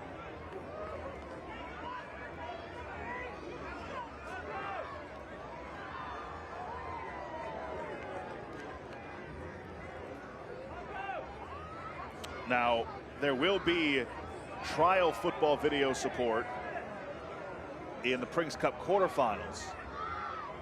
That'll be tried out. Only 4 instances that you can use it, so it's not full VAR, I love it, yeah. but there is I love it. some form of it coming in the Prince Cup, which, by the way, comes to you, the quarterfinals, on Wednesday, headlined by the rematch between Lou City and Tampa Bay Rowdies. What a great touch, by the way, by the USL to create the cup. Mid-season. 6 championship teams left, 2 League One teams left. Awesome competition.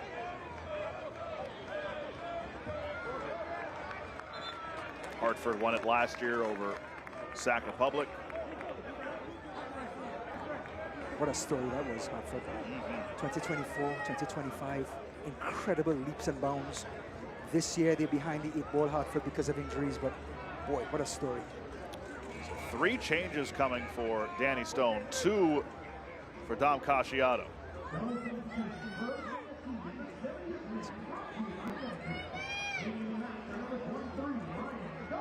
Ryan Dogman coming off. Haggart coming off. Oof. He's not happy. And Benalcazar coming off. Palomino, Gainbridge.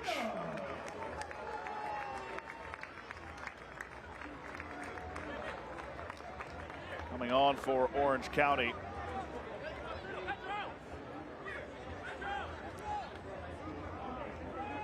Gainbridge, one of those reliable defenders coming from Sacramento.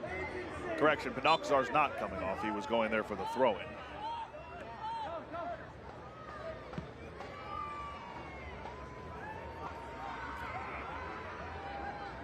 So right now it's Palomino and Gainbridge on. Tampa Bay readying substitutions as well, but first, a giveaway. Cicerone ran over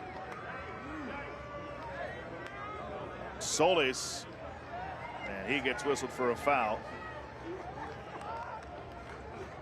Well, the bigger problem is Orange County giving up the ball again. Yeah. To allow Cicerone. No, Cicerone has control. Yep, that is a foul. Now, yeah, the bigger problem for Orange County is giving the ball away so cheaply. It seems to be the whole identity of the match so far. This does not look like the side that's 9 in a row unbeaten in first place in the West. They seem a little lost in the second third of the field, right? But Alcazar is not on the same page right now. This is a team out of character tonight. And, you know, credit to Tampa Bay for capitalizing, right? Yep, absolutely.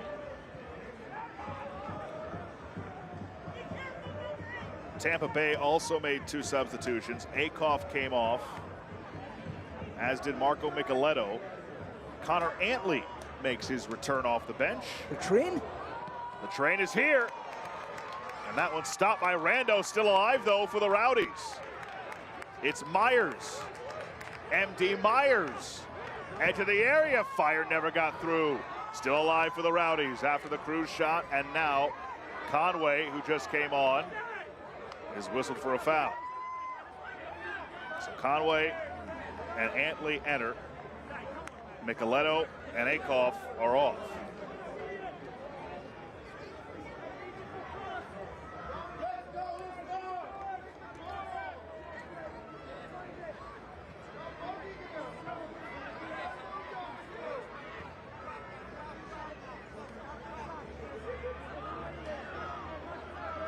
Two 2-0 to the Rowdies. Myers in the 24th from the spot. Micheletto in the 58th, assisted by MD Myers. The XG for Orange County, 0.26 tonight. They are still without a shot on target. And we talked earlier about starting at 100 miles per hour if the Rowdies. They started at 100 miles per hour, and they've kept that pedal down. They have, and they force Orange County into making errors as soon as the ball gets into this area here, the second third of the pitch. Orange County seem to have wilted. Oh, what a turn. Santos does a good job there. Brewitt recovers.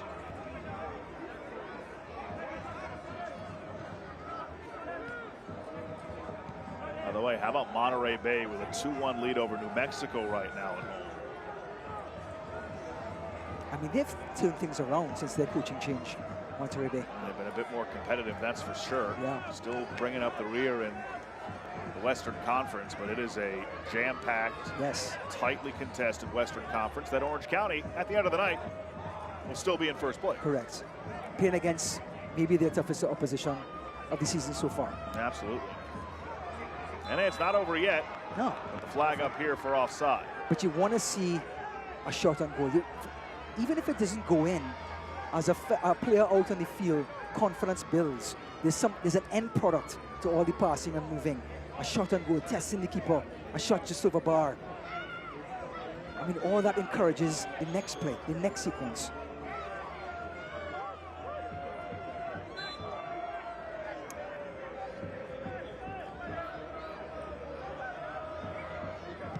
White.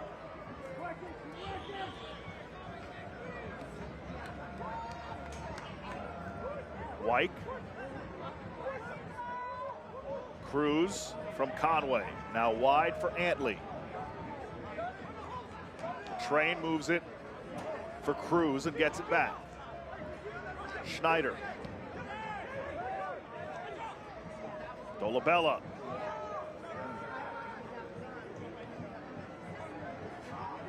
Orange County away with it.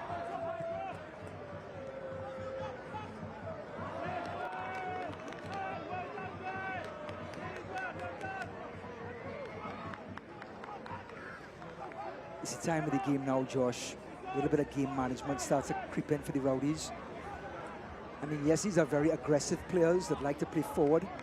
But now, if you're an experienced player like this group is, the passes become more side to side, more safe passes rather than experimental passes. So the play is broken down and they get caught on a counter when you're up 2-0. And for Orange County, now you have to start pushing the extra player forward. Now you leave 3 at the back rather than 4. Now you have to put 4 up front rather than just 3 or 2. They have to start rolling the dice in the last 15 minutes here. So the game is going to change big time at this point. And again, we'll keep hammering it home. 4 shot attempts, none on target tonight for Orange County. Benalcazar. Silla goes down again. Play rolls on. Zubac draws a whistle, or did they call it back here where Silla was? So just a touch on that identity we were talking about. Tampa Bay Rowdies are 4th in the league in fouls. They are a very aggressive team in trying to break the play up in the middle of the park. They'll let you know they're there. Yeah, you're going to be rubbing your ankles in the dressing room. Silla will have a nice appointment in the ice bath, most likely, after this one. It's not for a lack of effort tonight for Orange County. Just hasn't gone their way. Rowdies have been ready for everything Orange County has thrown at them.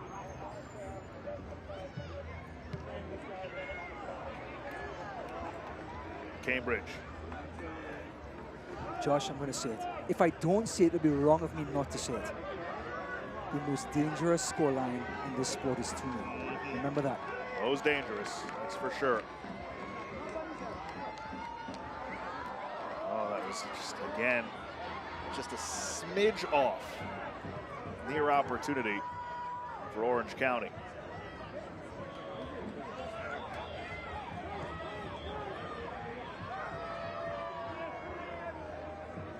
Remember, they get behind the back line just once and finish. This place goes nuts. And then it's a mad scramble to the end. Because the human error, the human effect starts to get in, to step in. Tampa Bay had the opposite. They pulled off what Orange County is trying to do. Yes. Tampa Bay scored 2 goals in a matter of 5 minutes to win the game over Lou City last week. Granted, they were only down a goal, but they still scored twice. In the final minutes at Al Lang Stadium for that 5-4 win in the Classic. But they had to score 3. Right, they were down 3 at the half. Yeah, for sure. Just to equalize. 2 is nothing. No. Stone, you can see frustrated. Cruz from Myers. Myers to his left, lays it forward. Cleared away. Let me tell you something. Myers has to buy Cruz dinner for the next week. After this. Cruz was in on goal on his right shoulder, and Myers looked his way and said, "Great run, Cruz. I'm going to come on to my left." Antley will come over for this to throw in. First game back with Tampa Bay on loan from DC United. The train just left the station.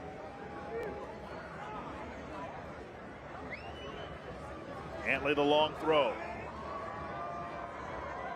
Headed away by Kelly. Mazzini was fouled. He's clutching that right shin.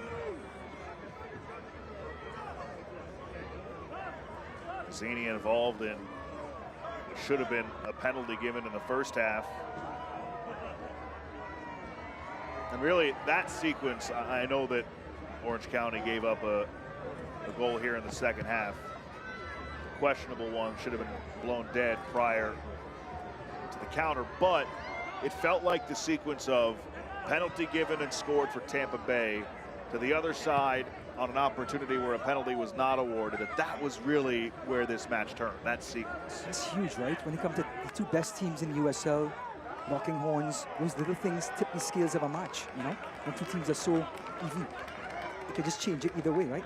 And again, we said it in the open, 2 top 5 teams in goals scored, 2 top 10 teams in goals allowed.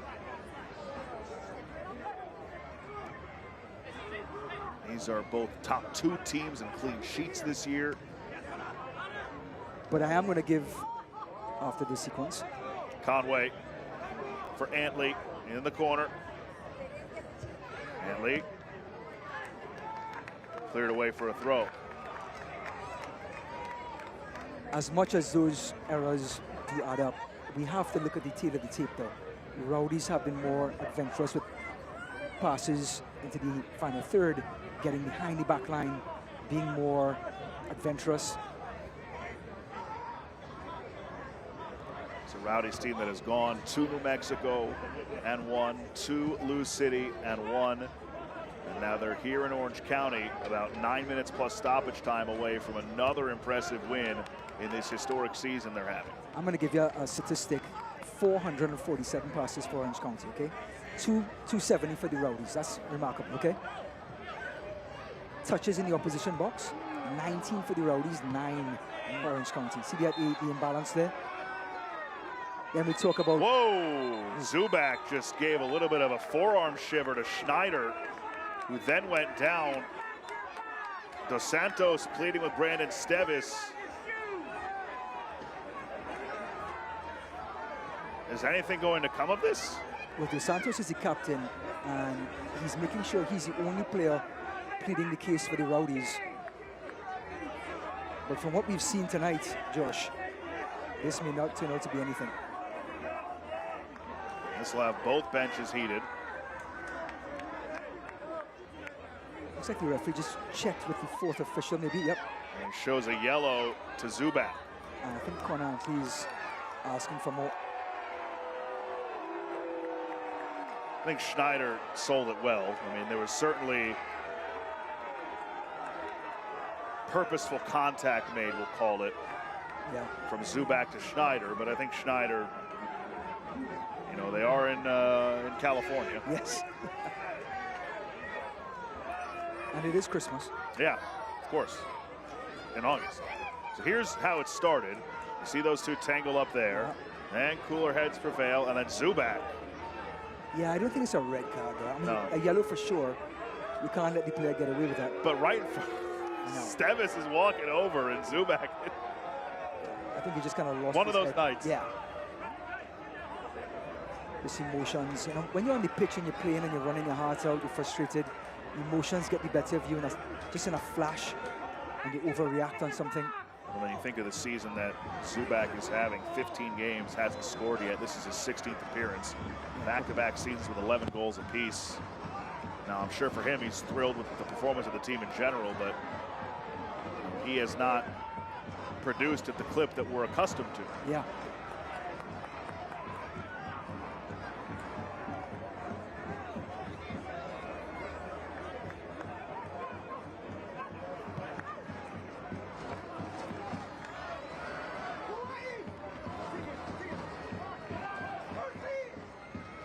Palomino sends it in. Dolabella clears.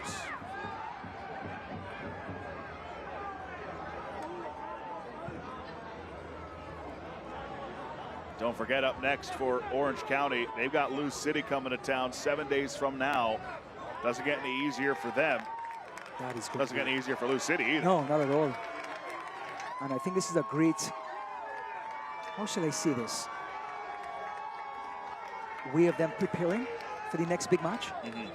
Even if things don't go your way in the next 6 minutes, it's certainly something for you to work on in the next 6 days as a coaching staff and as a team to get better. I mean, the toast of USL is coming to town in Louisville. I call Louisville the Real Madrid of USL. I think that's accurate. Yeah. You know, for a long time, they've been the team that everybody strives to beat and dethrone. Cicerone comes off for Carson Henderlong. They actually played Trinidad and Tobago 2 weeks ago as a friendly. Yeah. And they beat Trinidad and Tobago 1-0. How about it? Yeah.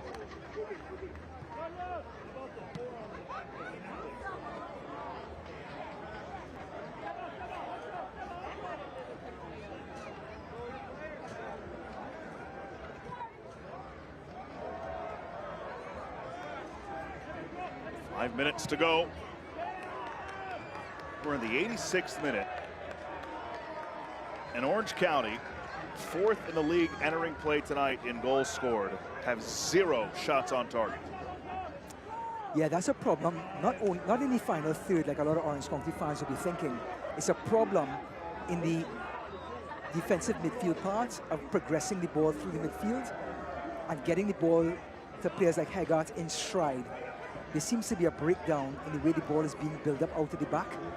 It seems to be very disjointed.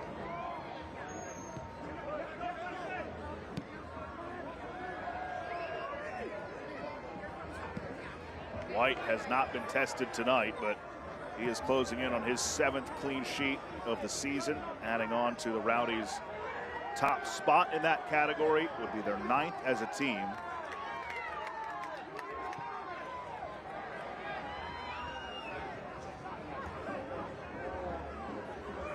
Dos Santos has been such a great addition to this back line this season. He brings that mentality, that hard attitude. That was a penalty on Bazzini. But you see what he did? He threw his body into him, did whatever it took, put the pressure on the referee, you know? That's just a snippet of his mentality. And I find it so interesting as Carson Henderlong, who just came on for Russell Cicerone. We were talking to Dom Casciato this week, and he talked about how the group in training after the Louisville win, he felt there was a bit of a hangover, not just with the players, but some of the staff as well. Yeah. Doesn't look like it tonight. No. Wow, something. Wow. All ball and some. Gainbridge is the one who went down. It had so much mustard on it. It oozed over the plate.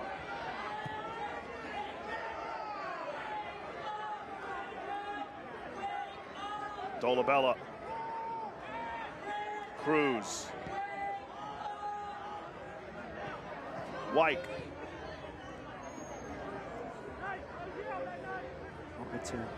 Henderlong was so good for Naples in League One. Henderlong never got through. Now it's Cruz. Sebastian Cruz just over the bar.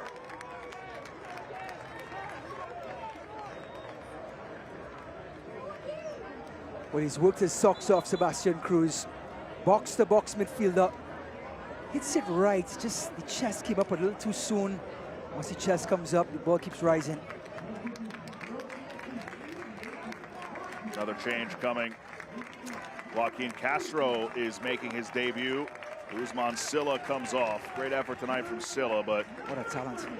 Fortunately for him, it results in the scoreline you see. Houston Dynamo Super Draft 2024-2025. He's a real talent. Conway. Henderlong. Henderlong around the keeper. Henderlong! Carson Henderlong has his first in USL Championship. And it salts this away for Tampa Bay Rowdies.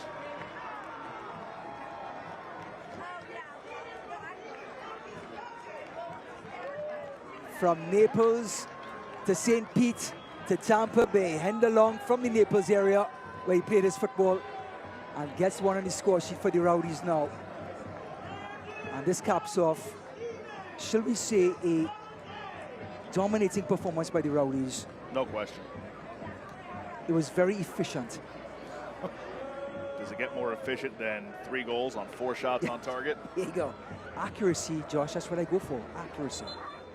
Henderlong, USL League One first team a year ago, 14 goals, were second most. Signed with Tampa Bay, played in the Brinks Cup, scored a couple times against Sarasota back in April, but this is Henderlong's first in the championship.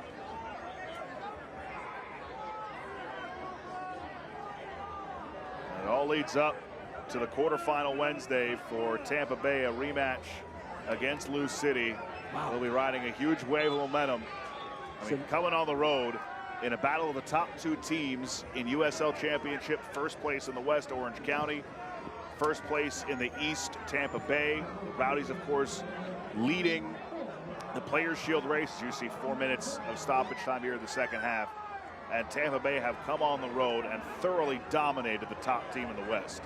And then you head back home and you play the Real Madrid of USL, your old foe, who you just beat 5-4 in Al Lang Stadium. Now you have another match with them to lock horns. I mean, get your popcorn out on Wednesday. And then Louisville have to travel to Orange County. Yeah. Talk about a tough week.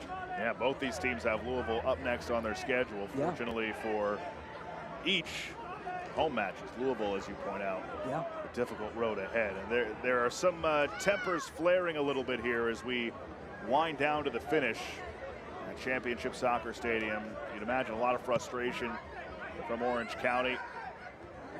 Dos Santos was trying to calm everybody down. Veteran leadership from 62 in green and yellow.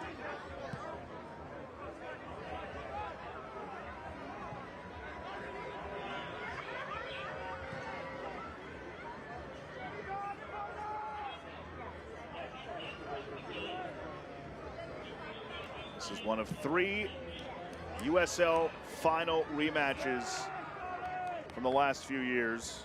Lou City 1-1 draw with San Antonio today.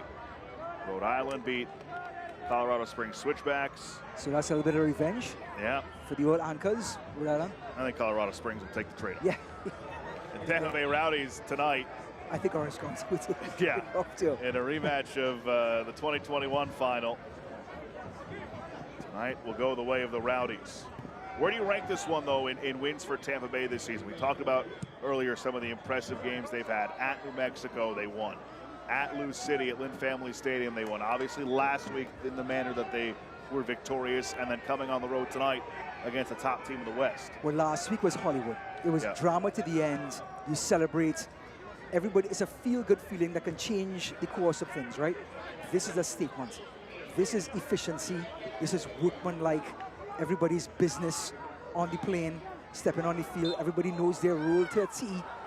And the efforts, Josh, the effort that was exuded, the throwing of their bodies, the tackling, everything had emotion behind it tonight. And it turned those tackling into opportunities on the other end. You know, they say if you can, get results, be about 500 on the road, you're in a good spot. Yeah. How does 7 wins, 3 draws, no losses away from home for Tampa Bay Rowdies? That's not bad. Yeah. That's not bad.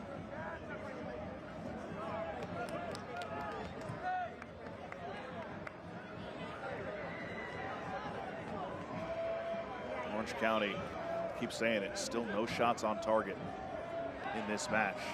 I don't think anybody could have predicted that.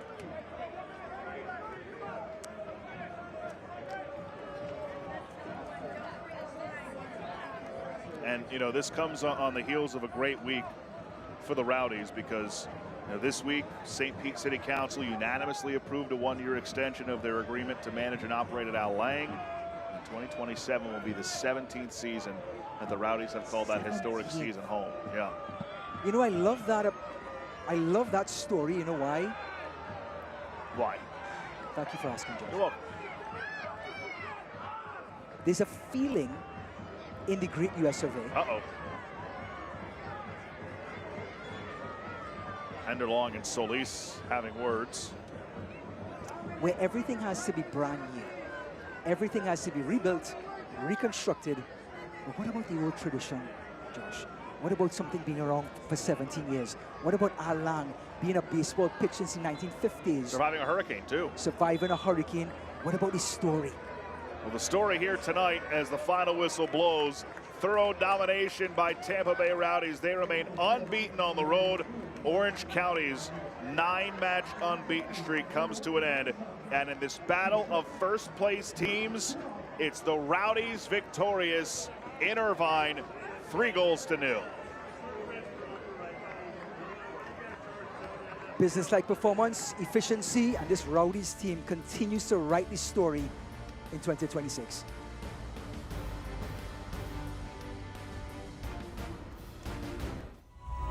I've painted thousands of them. The lines are simple, but what happens within them is magical. Some lines divide, but not this one. It's the common thread for our shared love for the game. Soccer, football, call it what you want. This line, this team, it brings each of us to a common ground, the line that connects us. We, OCSC. This is incredible technology. We can actually solve drunk driving. We are here to send a very strong message. Drunk driving must stop. We are educators, supporters, listeners, and most of all, we are relentless. Because one life lost is one too many. Together, we can end impaired driving for good. Join the movement. Drive change. Save lives.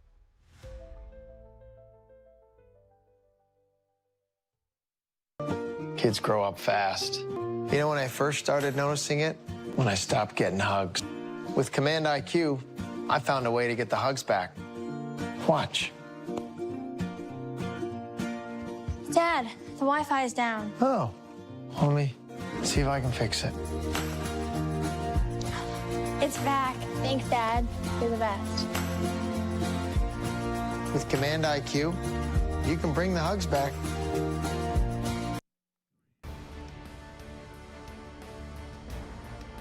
In a battle of heavyweights tonight in Irvine, it's Tampa Bay Rowdies with a convincing 3-0 win over Orange County. OC's 9-match.